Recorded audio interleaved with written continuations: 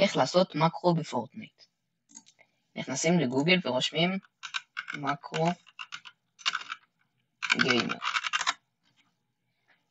ואז אתם רואים דאונלוד מקרו גיימר. אחרי שנכנסתם אתם עומדים למטה ורואים Setup MSI. אתם לוחצים וזה מוריד. אחרי שזה סיים להוריד, אתם מתפעלים אותו.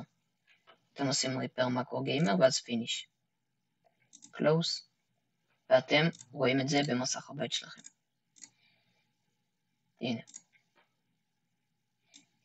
ואז, אחרי שאתם עושים, אתם עושים create new, name מקרו, ועושים start recording, ולוחצים על כאילו עושים mouse click, ואתם עושים start recording, ואת המקש edit, ועל זה שאתם עושים edit, כאילו על המחבר. ל-stop recording, אתם הולכים לדיליי ומורידים את זה עד ל-1, עד ל-0.01, ככה, ואז אתם בוחרים key שזה יעשה לכם את זה, למשל כף K, עושים OK,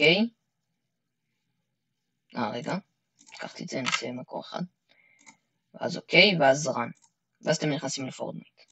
אחרי שנכנסתם לפורטנייט, תיכנסו למפת קריטיות. טוב, כשהתחלתם, תלכו לפה, תבנו לכם ככה, תעשו אפילו כזה, ותלחצו על המקש, אתם תראו שעושה לכם...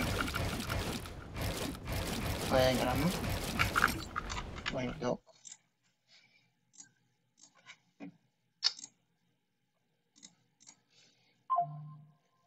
הנה, כי זה על דיליי 10. תעבירו את הכל לדיליי 1, אוקיי, run, ואז הנה סתם.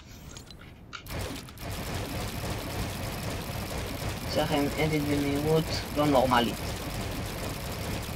נחכה שזה אפילו יהיה שקוף.